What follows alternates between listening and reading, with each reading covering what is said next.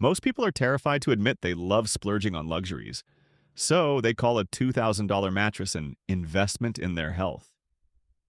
They build a $50,000 wooden deck and delude themselves saying, "Babe, it's an investment that will increase the house's value." How much HGTV have you been watching? Let me be perfectly clear. Home renovations are not investments, and you rarely make your money back. Today, we are exposing the delusion of wrapping every luxury purchase in a financial justification. And that right there is the disease. Not the deck, not the kitchen, not the bathroom tile. The disease is the lie that every emotional purchase needs to wear a little math costume so you can feel smart while doing something expensive. You don't want the hot tub because it's a wealth move. You want the hot tub because hot tubs are fun. You don't want the giant kitchen island because it improves functionality in resale. You want it because it makes you feel like the kind of person who has a clean house, fresh lemons in a bowl, and a life so together you casually host 12 people for brunch every Sunday. That's the part nobody wants to say out loud. People are not buying home upgrades because they ran a spreadsheet and discovered a superior capital allocation strategy. They are buying fantasies. They are buying identities. They are buying a story about who they're about to become. And listen, there is nothing wrong with that. The problem starts when you refuse to call it what it is. Because once you stop calling a luxury, you start making terrible decisions. You start financing wants like they're needs. You start borrowing money at ugly interest rates because you've convinced yourself this isn't spending, it's investing. You stop asking the only question that matters. Can I actually afford this without poisoning my future? So let's clean this up. An investment is not something expensive that makes me feel better. An investment is not something nice I put money into. An investment is not something that might kind of sort of help resale one day. An investment in the real world is something that has the mathematical potential to produce a financial return. It either creates cash flow, reduces costs in a measurable way, or appreciates in a way that can be captured after all costs are accounted for. There has to be math. There has to be a mechanism. There has to be a reasonable expectation that money goes in and more money comes out. A rental property can be an investment if the rent exceeds all the expenses and still leaves you with profit. A business can be an investment if it generates earnings. A broad stock index fund can be an investment because you're buying productive assets that generate profits over time. Even certain practical home upgrades can reduce costs like insulation or efficiency improvements, but even then you still have to do the math. Not the fantasy. The math. A mattress does not generate cash flow.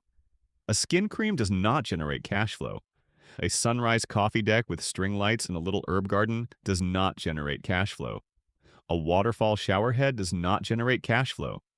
A bathtub the size of a canoe that you use twice a year does not generate cash flow. And before somebody gets cute and says, "Well, it improves my quality of life." Yes, exactly. That is called consumption. That is called a lifestyle expense. That is called buying something because you enjoy it. Again, perfectly fine. But enjoyment is not ROI. Relief is not ROI. Vibes are not ROI. And once you understand that, a whole bunch of middle-class financial delusions start falling apart. Because the biggest lie floating around suburbia for the last several decades is this goofy sentence. Your primary residence is your best investment. No, for most people, their primary residence is their biggest expense wearing a tuxedo. That doesn't mean owning a home is always bad. It means people are deeply confused about what it is. Your house is first and foremost shelter. It is the place you live. It is the thing that protects you from rain, cold, weird neighbors, and rising rent. It may build equity over time. It may appreciate. It may be a smart long-term decision depending on price, location, taxes, and how long you stay there. But the second people start talking like their kitchen backsplash is performing like a productive asset, their brains have left the building. And you know who helped destroy people's financial psychology? Home flipping television. Years and years of hyper-edited nonsense where every project looks like easy money. Rip out some cabinets, slap on white paint, Say the word equity 17 times, and suddenly America thinks borrowing 50 grand to chase a Pinterest mood board is a disciplined wealth strategy. It's not. It's aspiration-fueled shopping. That's what it is. And aspiration-fueled shopping is especially dangerous in housing because the ticket sizes are huge. Nobody ruins their finances with one scented candle.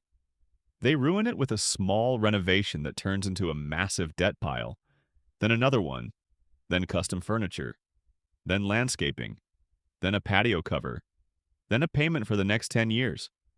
Let me give you two couples. First, meet Jake and Melissa. Jake and Melissa buy a house and immediately decide the backyard needs work, which is normal human language for we saw nicer things on the internet and now our current thing feels emotionally unacceptable. They get a quote for a deck, pergola, outdoor kitchen, and lighting package. $58,000. Their eyes pop out of their skulls for 5 minutes, then the contractor says the magic words, "You can just finance it." And once you hear "just finance it," the brain turns into mashed potatoes. Because now it's not $58,000, now it's only 600 and something a month. Now it feels manageable. Now they tell themselves they're increasing the value of the home. They say they're building equity. They say they're creating an outdoor living space for the family. It all sounds so mature, so responsible, so homeowner-ish. Reality? They use the deck hard for about 6 weeks. Then it gets too hot, too cold, too buggy, too busy, too something. The outdoor kitchen becomes a stainless steel monument to fantasy. They grill burgers a few times. The lighting looks amazing when guests come over, which is not nothing, but let's call it what it is. They bought a luxury social experience on debt. And the cruelest part? They don't just pay $58,000. They pay interest. They pay maintenance. They pay ceiling, staining, repairs, replacement boards, furniture that fades in the sun, covers, cushions, the whole circus. Then when they sell, the deck does not magically spit out every dollar they put in. The market might like it. It might help the home sell faster. It might nudge the price a bit. But might is not a business model. Now meet Nina. Nina also wants a better kitchen. Her current kitchen is ugly, cramped, and makes her mildly irritated every single morning. She does not pretend it's an investment. She does not perform this weird financial theater where she talks about maximizing resale. She says, "I want a kitchen I love because I live here every day." Then she does something radical and deeply unpopular in a culture addicted to immediate gratification. She saves cash. She waits. She plans. She gets multiple quotes. She figures out what matters most. Better layout, durable counters, good lighting, more storage. She strips out the nonsense that came from fantasy shopping. She doesn't add a wine fridge just because influencers have one. She doesn't install 6 gadgets she won't use. She spends intentionally with money she already has. And when it's done, she enjoys it every day without pretending it's going to make her rich. That is a sane homeowner. See the difference? Jake and Melissa used math to excuse emotion. Nina used math to control emotion. That's the whole game. And now we need to talk about the thing that quietly wrecks homeowners who don't respect the numbers. Phantom costs. Phantom costs are the costs people don't emotionally count because they don't happen in one dramatic moment. They happen slowly, invisibly, constantly. They are the termites of your financial life. They eat your budget while you keep bragging about your Zestimate. People obsess over the sticker price of a house or the quote for a renovation, but the real cost of owning and upgrading a home is much bigger than the headline number. Over time, phantom costs can easily add 30 to 50% to your overall housing costs. Sometimes more depending on where you live, how much debt you use, and how reckless you get with upgrades. And because these costs are spread out across years, people mentally erase them. They say, "My house was $400,000. No, that was the cover charge. The actual cost of the relationship is much higher. Let's break it down. First, maintenance. The most boring truth in homeownership. A house is not a static object. It is a needy, expensive machine made of wood, concrete, metal, plastic, wiring, pipes, and things that start failing the second you finally relax. Roof age. HVAC systems quit on the hottest day of the year. Water heaters die. Paint peels. Caulk cracks. Gutters clog. Fences lean. Appliances break. Trees decide to attack your sewer line because apparently nature hates your wallet. A good rule of thumb is 1 to 3% of the home's purchase price per year in maintenance and repairs. On a $400,000 house, that is $4,000 to $12,000 every single year.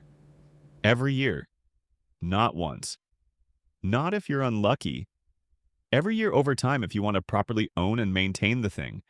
People hear that and act offended, like math just insulted their mother. But let's be adults. Even if 1 year is light, another year crushes you. 1 year it's a minor plumbing issue. Next year it's windows. Then it's the driveway. Then it's mold remediation. Then it's replacing the deck boards on your investment. Homeownership is a long parade of invoices. Second, property taxes. This is one of the sneakiest phantom costs because people mentally treat it like background noise. They don't see it as part of the true price of the home, but it absolutely is. If your property taxes are, say, $6,000 a year, and you stay in the home for 10 years, congratulations. That's $60,000 before increases. In some areas, it's much worse. And if you do major renovations that increase assessed value, you may get the privilege of being taxed more for the improvements you financed. Beautiful. You borrowed money to make the house nicer, and now the government sends you a little thank you note every year. Third, interest on debt. This is where the fantasy really gets punched in the face. Let's say you finance a $60,000 renovation with a home equity loan or line of credit. Let's be conservative and say the rate is 8% and the repayment stretches out over 10 years. Do you know what you bought? You didn't buy a $60,000 project. You bought a $60,000 project plus tens of thousands in interest. The project itself was the appetizer. The debt is the meal. And the average person will still talk about the renovation as if it cost $60,000, because that's what people do. They remember the shopping amount, not the ownership amount. This is why so many people think they're doing okay while bleeding money. They count the fantasy price. Life charges them the all-in price. Fourth, closing costs. People love to ignore these because they are unglamorous and don't photograph well for social media. Closing costs when you buy, closing costs if you refinance, fees if you take out certain loans, title costs, appraisal fees, legal fees, transfer costs, all the little blood-sucking administrative charges that show up every time paperwork enters the conversation. None of these make the house prettier. None of these improve your lifestyle. They are pure friction. But they are real. They are part of what the house costs you. Now put all of that together and you start to understand total cost of ownership, or TCO. TCO is the framework that rescues you from self-deception. Instead of asking, can I afford the monthly payment? You ask, what is the all-in long-term cost of owning this house and doing this renovation? That means purchase price, taxes, insurance, maintenance, interest, utilities if relevant, closing costs, recurring upkeep, and the opportunity cost of the money tied up in the house. That last part matters too.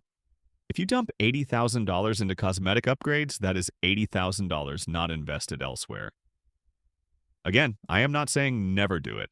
I am saying stop acting like money locked into marble countertops is the same as money invested in productive assets. Let me paint the picture even more brutally.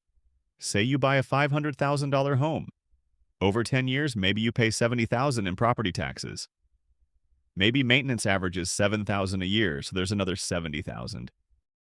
Maybe you spent $20,000 in buying and financing related costs over time. Maybe you financed a major renovation and paid $15,000 or $20,000 in interest. Maybe you add another chunk for insurance increases and miscellaneous repairs. Suddenly, your $500,000 house is not costing you $500,000. It's costing you hundreds of thousands more to carry, preserve, improve, and eventually exit. And that's before we even talk about whether the renovations actually returned what you spent.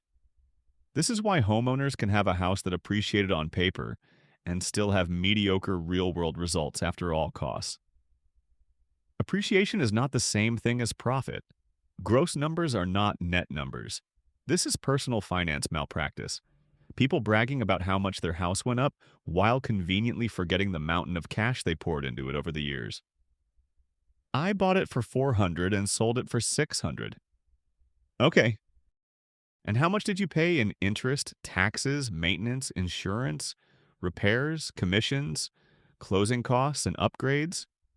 What was your net? What was your annualized return compared to other options? What did inflation do during that period? What did you actually keep? That's the conversation adults have. Everybody else is just emotionally attached to a big number. And this matters even more when you're thinking about renovations, because renovations are often where people take an already expensive asset and start layering luxury consumption on top of it, then pretending it's disciplined. Let's talk about the bathtub. You know the bathtub I'm talking about. The giant freestanding tub placed in front of a window like you're some elegant mountain retreat person who takes long meditative soaks with candles and cucumber water.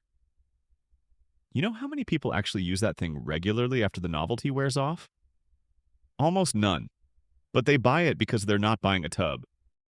They're buying the fantasy self, the calm self, the put-together self, the self that journals, the self that has time, the self whose life is so serene that a sculptural soaking tub is a rational purchase.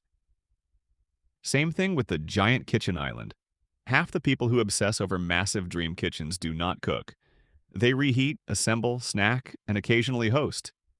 But in their minds, the island means they are the kind of family that rolls dough together, meal preps with military precision, and has matching containers filled with organic produce. Again, no judgment. Humans are aspirational creatures. We all do this. But if you don't catch yourself doing it, you will spend like a fantasy character while earning like a normal person. That gap between fantasy identity and real cash flow is where financial stress is born. So, what's the right way to think about home renovations? Simple. Renovate for utility or joy, not imaginary ROI. If your bathroom is functionally broken, fix it.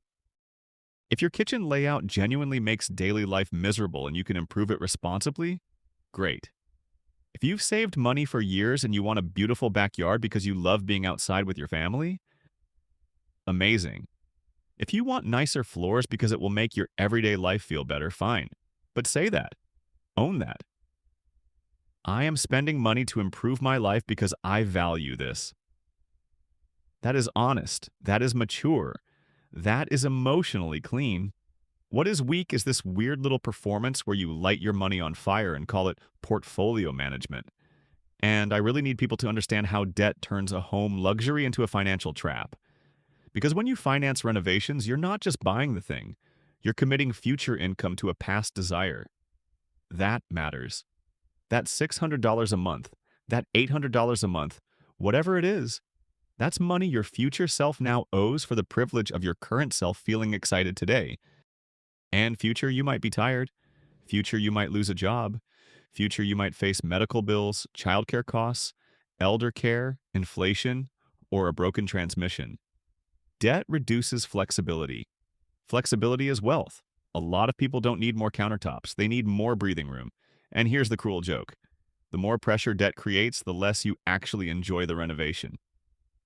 That dreamy new kitchen hits different when you're staring at the loan payment. That luxury deck feels different when you realize you could have built your emergency fund instead. That spa bathroom doesn't feel so peaceful when your stomach drops every time a contractor calls. People think debt buys comfort. Often it buys pressure with granite. Now, are there renovations that can preserve or even improve value? Of course, if your house is falling apart, neglect has a cost. If a functional update makes the home more usable or saleable, that matters. If you buy a distressed property at a discount and do the work intelligently, maybe there's a case. But notice how quickly we've moved away from I want to luxury upgrade into there is a specific, measurable economic rationale. Most viewers are not in that situation. Most viewers are not running a disciplined project with a margin of safety. Most viewers are just normal people getting seduced by beautiful finishes and then rationalizing it with words like equity. And this is where I want to validate something important. Wanting a beautiful home is not shallow, it is deeply human.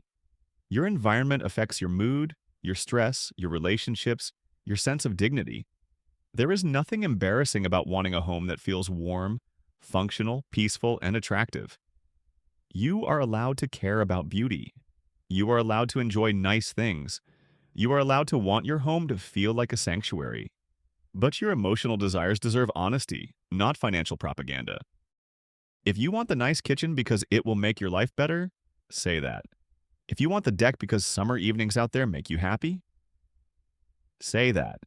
If you want to redo the bathroom because the old one makes you feel like you live in a depressing motel, say that. But don't say it's an investment unless the math can stand on its own 2 feet. Here's the clean framework. Step 1. Ask whether this is maintenance, utility, or luxury. Maintenance means preserving the home. Roof, plumbing, electrical, structural stuff, handle it. Utility means the change meaningfully improves daily function. Better storage, safer layout, energy efficiency with actual savings, accessibility, things like that. Luxury means aesthetics, comfort, status, fantasy, pleasure. Again, no shame. Just label it correctly. Step 2. Calculate total cost of ownership, not just contractor price. Include financing cost, maintenance of the upgrade itself, possible tax impact, ongoing upkeep, and opportunity cost. Step 3. If it is a luxury, pay cash whenever possible. Save for it. Delay it. Let the impulse cool off. If you still want it 6 months from now and the money is sitting there without wrecking your emergency fund, retirement investing, or sleep, go ahead. Step 4. Never use projected resale value as emotional anesthesia. Resale is uncertain. Markets change. Buyers are weird. Your taste is not universal. And even when a project helps resale, helps is not the same as pays for itself. That distinction alone would save people tens of thousands of dollars. I want you to imagine 2 sentences. Sentence 1. We borrowed $70,000 because we wanted our house to feel more luxurious. Sentence 2. We invested $70,000 in our home. Exact same behavior, totally different emotional impact. One sounds indulgent, maybe even irresponsible. The other sounds clever and virtuous. That is why people use the second sentence. Not because it's true, because it protects the ego. And your ego is expensive. The middle class stays financially squeezed, not just because incomes are limited, but because language gets weaponized against math. Luxuries become investments. Debt becomes leverage. Upgrades become equity plays. Lifestyle inflation becomes rewarding ourselves. And every one of these phrases makes overspending feel noble. Meanwhile, the spreadsheet doesn't care. The spreadsheet is cold. It is ruthless. It is honest. It says maintenance is still due. It says interest is still accruing. It says taxes are still rising. It says your deck still doesn't print money. So here's the bottom line. Your home can be a wonderful place to spend money. It can improve your quality of life in real, meaningful ways. It can absolutely be worth upgrading. But if you finance luxuries you cannot comfortably afford, and then hide behind the word investment, you are not making a wealth move. You are making a consumption decision with extra steps and interest charges. Stop trying to turn every desire into a spreadsheet-approved asset. Some things are worth buying because they make life nicer. Some things are worth skipping because they chain you to debt. Some things are worth saving for slowly and paying for proudly. And when you finally do spend on your home, do it from a place of clarity. Do it because you love it. Do it because it genuinely serves your life. Do it because you can afford it. Do it with your eyes open. Not because you need to cosplay as a real estate mogul every time you want prettier cabinets. Joy is a valid reason to spend money. Debt-fueled self-deception is not. If you remember nothing else, remember this. An investment creates a return. A luxury creates an experience. Confuse the two, and you will spend years paying interest on your fantasies while calling yourself disciplined. Call the thing what it is. Run the total cost. Respect the phantom costs. And if you still want the renovation after all that, beautiful. Enjoy it. Love it. Sit on your deck. Light the candles in the stupidly large bathtub. Chop vegetables on your giant island like the organized domestic god or goddess you always imagined you'd be. Just don't lie to yourself about what you bought. It's time to stop lying to yourself. To find out exactly how much money you're really wasting on phantom costs, download my free Total Cost of Ownership (TCO) calculator in the link below.